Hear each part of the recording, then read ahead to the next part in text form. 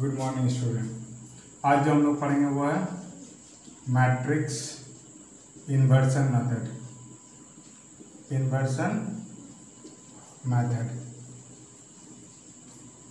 Matrix inversion method matrix inversion method simultaneous equation solve करने का process है using matrix ना। मतलब मैट्रिक्स यूज करके कैसे हम लोग इक्वेशन को सॉल्व करेंगे। इसका मार्टिन रूल भी बोलते हैं। इसका हम लोग क्या बोलते हैं? Martin rule. इसको मार्टिन रूल भी बोला जाता है। आपको तो मार्टिन रूल भी बोला जाता है। जैसे सपोज करो कि a1x plus b1y plus c1z is equal to एक k1 दिया हुआ है equation, a2x plus b2y plus c2z equal to k2 दिया हुआ है, a3x plus b3y plus c3z equal to k3 दिया हुआ है। ये तीन इक्वेशन दिया हुआ है। तो इसको हम लोग क्या लिख सकते हैं? द गिवन सिस्टम ऑफ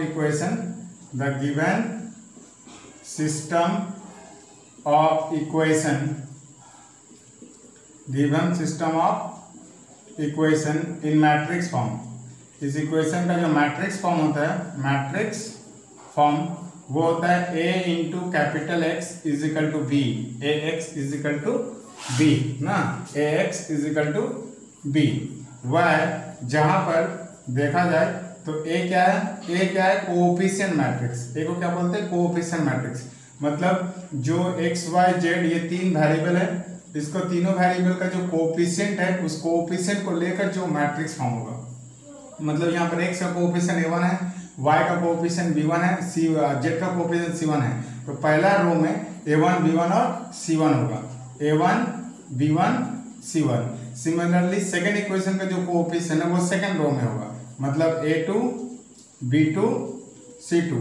और थर्ड इक्वेशन का जो कोएफिशिएंट है वो थर्ड में होगा, मतलब a3 b3 और c3।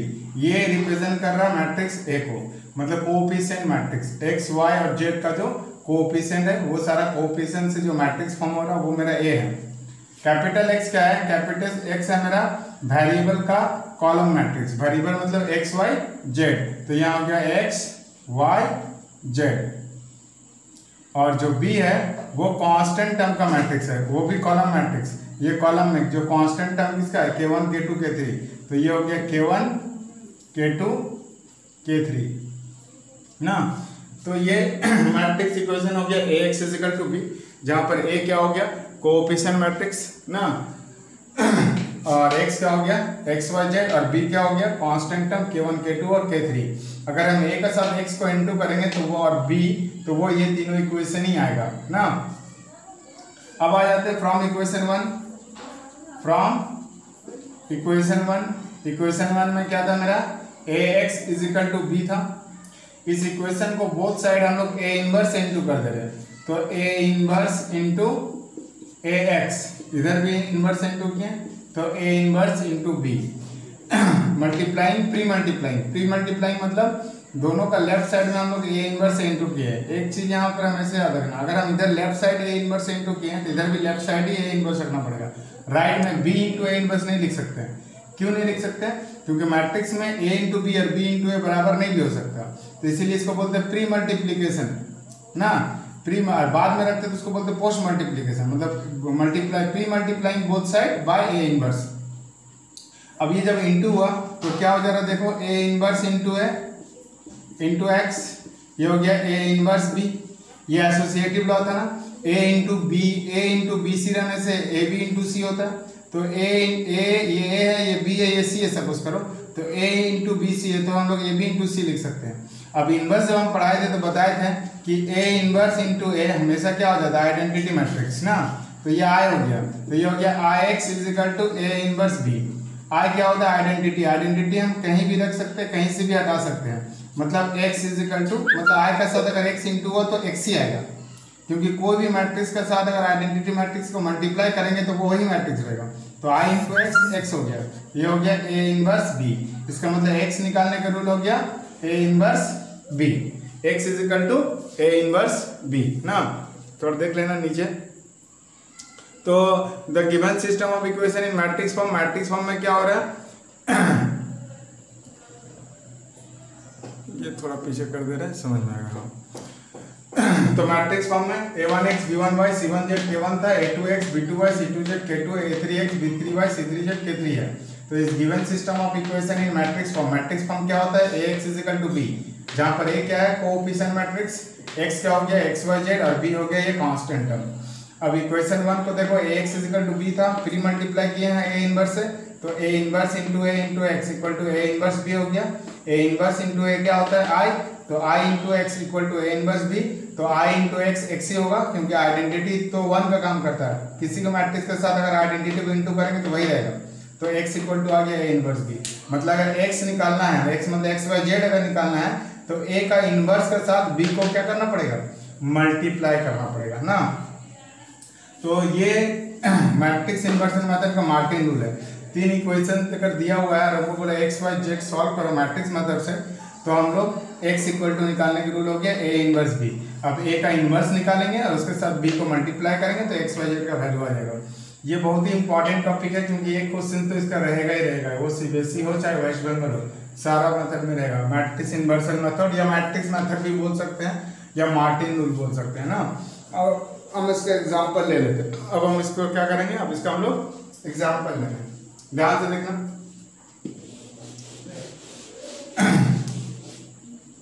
पहले 2 इक्वेशन का एग्जाम्पल लेते हैं। बोला solve by matrix method, matrix method से सॉल्व करने बोला। एक इक्वेशन दिया हुआ 2x + 3y = 5 और x + 2y = 3 ना। ये 2 इक्वेशन ये हम लोग x और y का लिए हैं। Solve by matrix method, 2x + 3y 5 दिया हुआ है, x + 2y 3 दिया हुआ है। सॉल्यूशन पहला इक्वेशन कितना दिया हुआ है, 2x + 3y = 5 और x + 2y = 3।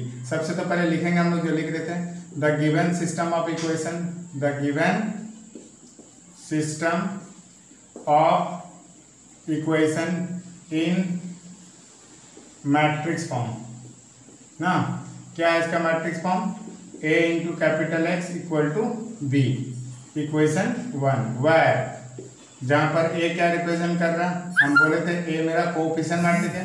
तो यहाँ तो x और y 2 ही वेरिएबल है, तो 2 वेरिएबल का कोएफिशिएंट, इसका कोएफिशिएंट 2 है, इसका कोएफिशिएंट, तो फर्स्ट टर्म हो गया 2 और 3 और सेकंड में इसका कोएफिशिएंट कुछ नहीं मींस 1 है, तो इसका कोएफिशिएंट हो गया 1 और 2। ये आ गया मेरे a का वैल्यू। फिर आ जाता है x का वैल्यू, x मतलब वेरिएबल का मैट्रिक्स, मतलब यहाँ वेरिएबल x और y है, 2 ही तो होगा, वो भी कॉलम में, तो x और y। और b क्या हो गया मेरा, b हो गया इधर कांस्टेंट टर्म का मैट्रिक्स, मतलब 5 और 3 ना। ठीक है, तो ax = b। अब सबसे पहले क्या करना पड़ेगा, इसका इनवर्स निकालना पड़ेगा। इनवर्स निकालने से पहले इसका डिटर्मिनेंट निकालेंगे पहले।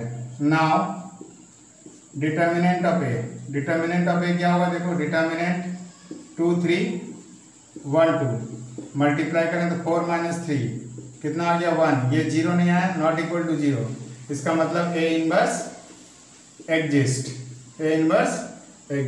मतलब पहले हम लोग डिटर्मिनेंट निकाल लेंगे, तो डिटर्मिनेंट आ रहा 1 जो कि 0 नहीं है मतलब इसका इनवर्स एग्जिस्ट करेगा ना। अब आ जाओ फ्रॉम इक्वेशन 1 ax = कितना था b। तो जो हम टॉपिक प्री मल्टीप्लाई किए हैं वो बार बार दिखाना, डायरेक्ट लिख सकते हैं, x = हो गया a इनवर्स b ना, ये इक्वेशन नंबर 2। तो फिर से लिख दे रहे हैं, x = कितना हो गया a inverse b, x = b हुआ तो x = क्या हो गया a इनवर्स b। ये हम डायरेक्ट लिख दिए, वो स्टेप करके दिखा दिए, तो वो बार बार दिखाना दे। अगर इनवर्स एग्जिस्ट किया तो भाई x = b होने से x क्या होगा a इनवर्स b। लेकिन पहले देखना पड़ेगा कि इनवर्स एग्जिस्ट कर रहा कि नहीं। अगर इनवर्स एग्जिस्ट नहीं करेगा तो फिर x = a इनवर्स b भी नहीं लिख पाएंगे। इसीलिए सबसे पहले हम लोग देखना पड़ेगा कि इनवर्स एग्जिस्ट कर रहा कि नहीं, इसके लिए इसका डिटर्मिनेंट निकालना पड़ेगा। तो डिटर्मिनेंट निकाल के देखें कि ये 0 नहीं आ रहा, मतलब इसका इनवर्स एग्जिस्ट कर रहा है, तो x = हो गया a इनवर्स b। अब इसका इनवर्स निकालने के लिए क्या करना पड़ेगा, किसका इनवर्स निकालना है, a का इनवर्स का रूल होता है 1/a इनवर्स का जो रूल था इधर देख लेना, a इनवर्स का रूल हम लिखाए थे, a इनवर्स = 1/डिटर्मिनेंट है इनटू एडजॉइंट है ना, ये रूल था ना। उसमें से डिटर्मिनेंट ऑलरेडी मेरा निकल चुका हुआ है। अब क्या निकालना पड़ेगा, एडजॉइंट। तो हम लोग इसका एडजॉइंट निकाल ले रहे हैं। एडजॉइंट ऑफ मैट्रिक्स है, क्या होता है एक मैट्रिक्स उसका ट्रांसपोज ना, पहला क्या होता है प्लस, तो ये प्लस, ये डिलीट, तो कितना आ गया 2। फिर क्या होता है माइनस, 3 का लेंगे तो ये डिलीट, कितना आ गया 1। फिर क्या होता है माइनस, 1 का लेंगे तो ये डिलीट मतलब 3। फिर क्या होता है प्लस, 2 का लेंगे तो ये डिलीट 2 आ गया। अब ट्रांसपोज कर दो, ट्रांसपोज करेंगे तो 2 -1 -3 2, ये मेरा आ गया adjoint. Therefore A inverse equal to 1 by determinant A into adjoint A ना। तो 1 बाय डिटर्मिनेंट का वैल्यू 1 आया था, एडजॉइंट आ गया 2 -3 -1 2, मतलब देखा जाए तो आ गया 2 -3 -1 2, 1 बाय 1 1 ही होता है। तो ये आ गया मेरा एडजॉइंट। ओके तो अब हम लोग क्या करेंगे, इनवर्स आ गया, बस इक्वेशन 2 में बिठा देंगे, ए इनवर्स के साथ बी को मल्टीप्लाई करेंगे तो एक्स वाई जेड आ जाएगा ना। अब थोड़ा हम लोग इसको मिटा दे रहे हैं। तो ये समझ में आया कि 2x + 3y था, the given system matrix form क्या था, ax = b, a हो गया कोएफिशिएंट मैट्रिक्स, x हो गया वेरिएबल का मैट्रिक्स, यहाँ 2 वेरिएबल था इसीलिए 2 ही आया, अब b हो गया कांस्टेंट टर्म। फिर a का क्या करेंगे, डिटर्मिनेंट निकालेंगे। क्यों डिटर्मिनेंट निकाल रहे हैं, क्योंकि डिटर्मिनेंट ही बताता है कि इसका इनवर्स एग्जिस्ट करेगा कि नहीं। तो डिटर्मिनेंट निकाले, ये 0 नहीं आया, मतलब इनवर्स एग्जिस्ट कर रहा। अब इक्वेशन 1 मेरा था x = b, अगर इनवर्स एग्जिस्ट किया तो x बराबर क्या हो जाएगा, a इनवर्स b। सर ये x = a इनवर्स b कहाँ से आया, फिर से बता रहे हैं, प्री मल्टीप्लाई करके वो स्टेप करके दिखाने की जरूरत नहीं है। x = b होगा, अगर इनवर्स एग्जिस्ट करेगा तो ये उधर जाके a इनवर्स b हो जाएगा। तो x = हो गया a इनवर्स b। अब a का इनवर्स के साथ b को मल्टीप्लाई करना पड़ेगा, उसके लिए हमको पहले इनवर्स निकालना पड़ेगा। a का इनवर्स का रूल था 1 by determinant a into adjoint. Determinant निकला हुआ था, एडजॉइंट निकाल लिया, अब a इनवर्स निकाल लिया। अब आ जाता है स्टार्टिंग में फ्रॉम इक्वेशन 2।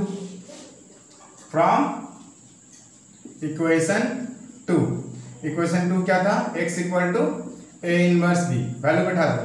x का वैल्यू क्या था, x था मेरा वेरिएबल का मैट्रिक्स मतलब xy। a इनवर्स कितना आया, a इनवर्स आ गया मेरा 2 -3 -1 2, और b क्या था, b था मेरा 5 और 3 ना। अब इसको हम लोग क्या करेंगे, मल्टीप्लाई कर लेंगे, और ये हो गया xy। अब मल्टीप्लिकेशन रो का साथ कॉलम, 2 × 5 कितना हो गया 10, और -3 × 3 हो गया -9। First row first column complete, second row first column हो गया -5 + 6, और ये हो गया मेरा xy, और ये आ गया 1 1 bye equality of matrix. Therefore x का वैल्यू भी कितना आ गया 1, और y का वैल्यू भी कितना आ गया 1। ये मेरा आंसर आ गया, x का वैल्यू 1 और y का वैल्यू 1। तो इस तरह से हम लोग कोई भी मैट्रिक्स इन्वर्सन मेथड से सॉल्व करते हैं। ये तो हो गया मेरा क्या, 2 इक्वेशन था, मतलब सिंपल था 2 इक्वेशन। अब हम लोग जो करेंगे वो 3 इक्वेशन का करेंगे। ओके तो इस तरह से हम लोग a inverse matrix inversion method से a इनवर्स निकालते हैं ना।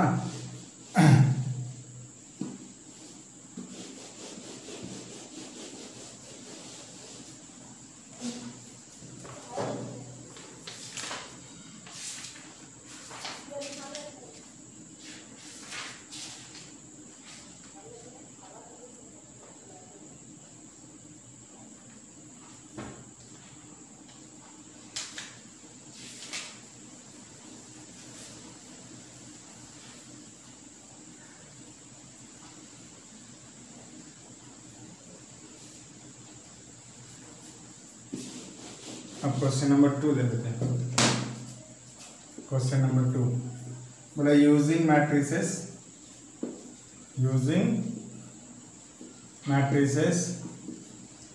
Solve the following system of equation. System of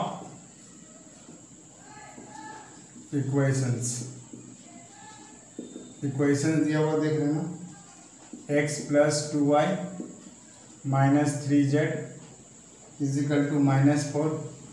second equation दिया हुआ 2x + 3y + 2z = 2।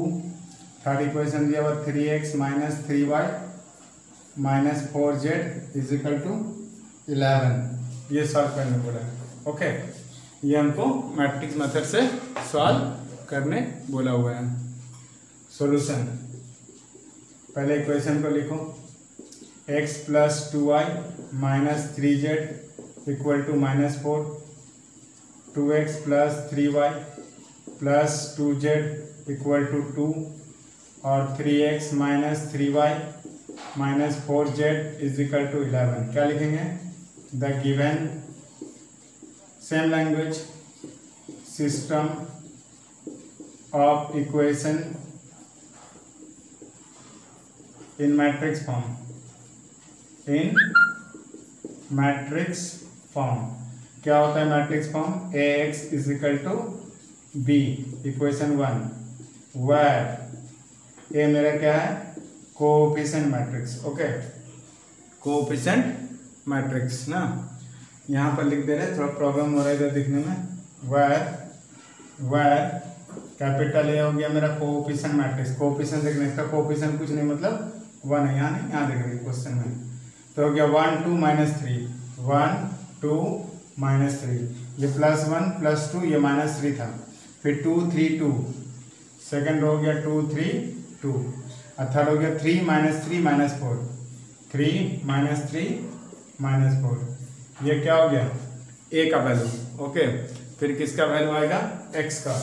x हो गया मेरा वेरिएबल, यहाँ वेरिएबल 3 है, x y और z। ये हो गया x y z, और आ गया लास्ट में b हो गया कांस्टेंट टर्म, -4 2 और 11, -4 2 और 11 ना। अब क्या करना पड़ेगा हमको? डिटर्मिनेंट निकालना पड़ेगा a का, क्योंकि देखना पड़ेगा इनवर्स एग्जिस्ट कर रहा है कि नहीं। Now determinant of A, 3 order का डिटर्मिनेंट, 1 2 -3 2 3 2 3 -3 -4। ओके, एक्सपेंड करते थे, फर्स्ट रो से एक्सपेंड कर रहे थे, पहला +1, ये डिलीट, तो क्या बच गया? 3 2 -3 -4, फिर माइनस होता है -2, ये डिलीट, तो 2 2 3 और -4 ना, दिख रहा है ना। हाँ, ये 1 आ गया, 1 लेंगे तो ये डिलीट, ये बचा, फिर -2, ये डिलीट 2 2 3, और लास्ट में -3, तो ये हो गया -3, ये डिलीट 2 3 3 -3। यहाँ प्लस होता है, लेकिन वो -3 के कारण मतलब इस तरह हो रहा, प्लस दिए ब्रैकेट में -3, तो प्लस माइनस हो गया। तो ये आ गया मेरा 1 लिखने की जरूरत नहीं, हो गया -12, और ये +6, ये -2, ये हो गया -8 -6, ये -3, ये हो गया -6 -9, तो ये हो गया -3, ये कितना हो गया? 14 14 × 2 + 28, और ये हो गया 15 15 × 3 + 45 ना। तो 45 इधर हो गया, 25 इधर हो गया 45, तो हो गया तुम्हारा 50 70 मेरा 0 नहीं है, इसका मतलब ए इनवर्स एग्जिस्ट करेगा ना। A inverse exist, A inverse क्या होगा मेरा? एग्जिस्ट होगा ना। यहाँ तक उम्मीद करते सबको समझ में आया। ए इनवर्स मेरा एग्जिस्ट करेगा। अब हम लोग क्या करेंगे? अब फ्रॉम इक्वेशन 2 से लिखेंगे,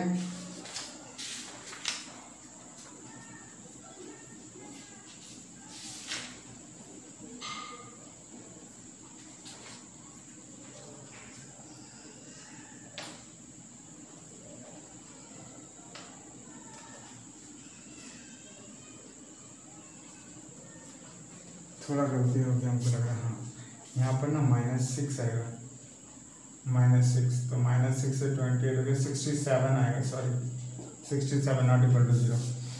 तो ये -6 67 ए इनवर्स एग्जिस्ट कर गया। अब हम लोग क्या करेंगे? ये मिटा दे रहे हैं हम लोग।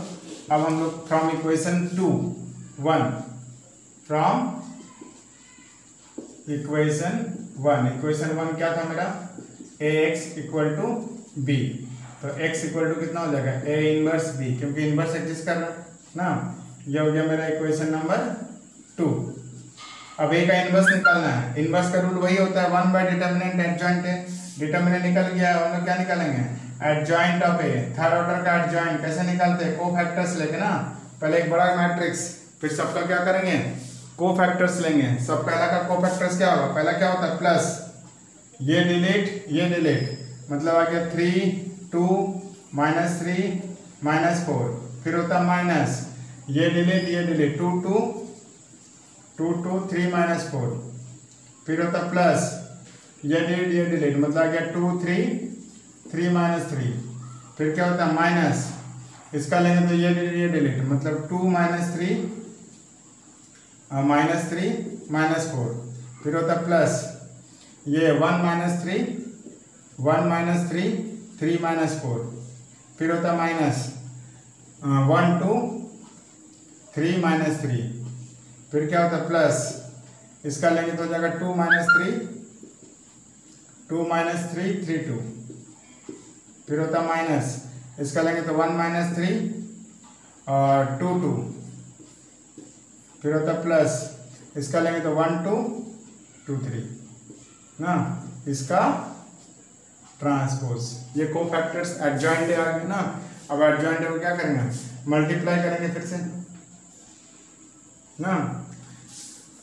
मल्टीप्लाई करेंगे तो कितना हो रहा है मेरा, ये आ रहा तुम्हारा -12 माइनस प्लस 6, ये हो गया -8 और ये हो गया -6, ये हो गया -6 -9, फिर हो गया -8 -9, फिर हो गया प्लस -4 +9, फिर हो गया -3 -6, ये हो गया तुम्हारा 4 +9, फिर हो गया -2 +6 और ये हो गया 3 -4, इसका ट्रांसपोज। तो दिस इक्वल टू कितना हो गया मेरा, ये आ गया -6, ये हो गया 14 प्लस ये हो गया -15, ओके, ये हो गया 17, ये हो गया मेरा कितना 5, ये हो गया 9, ये हो गया 13, ये हो गया -8 और ये हो गया -1, इसका ट्रांसपोज ना। थोड़ा देख लेते हैं, दिख रहा कि नहीं तुम लोग को, ये देखो ट्रांसपोज। अब क्या करेंगे हम लोग इसका, ये लास्ट वाला मैट्रिक्स का ट्रांसपोज कर देंगे ना।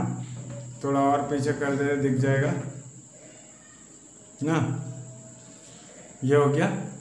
अब इसका थोड़ा सा 1 मिनट कर, 1 मिनट वीडियो का थोड़ा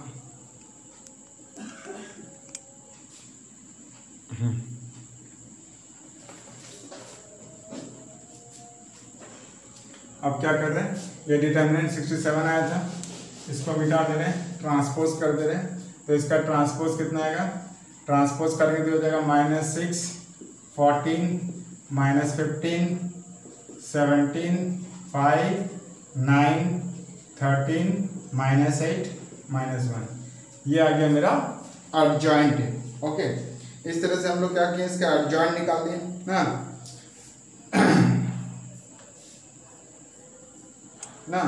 अब A inverse, therefore A inverse कितना हो गया, ए इनवर्स का वैल्यू होता है 1 determinant A into adjoint A ना।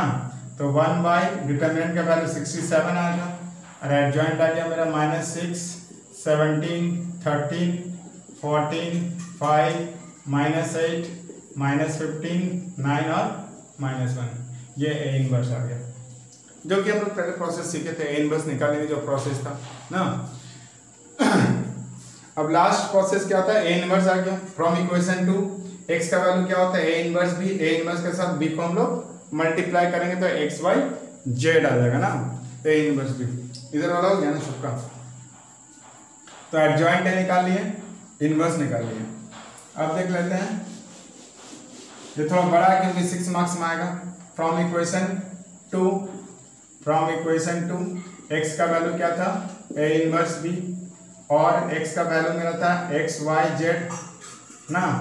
ए इनवर्स आ गया 1/67 इंटू -6 17 13 14 5 -8 -15 9 और -1 और बी था मेरा कांस्टेंट टर्म ना, कांस्टेंट टर्म का मैट्रिक्स, ठीक है। तो कांस्टेंट टर्म का मैट्रिक्स था मेरा 4 -4 2 और 11 -4 2 और 11। बी का वैल्यू देखो स्टार्टिंग में लिखा हुआ है। अब मल्टीप्लाई करो, ये हो गया एक्स वाई जेड, ये 1/67 मल्टीप्लाई क्या होगा, फर्स्ट होगा साथ फर्स्ट कॉलम, तो ये आ गया 24 34 प्लस 13 इंटू 11 कितना हो गया? 13 इंटू 11 हो गया 13 इंटू 11 130 और 143। अच्छा 40 इंटू हो गया -56, 5 इंटू 2 हो गया 10 और ये -88 और ये हो गया 15 इंटू 60, 9 2 ज़ा 18 और ये हो गया -11 ना। ये मल्टीप्लाई कर लिए तो ये कितना हो रहा है? मल्टीप्लाई करके देख लेते हैं। 1/67, ये तो शायद 201 आ गया ना।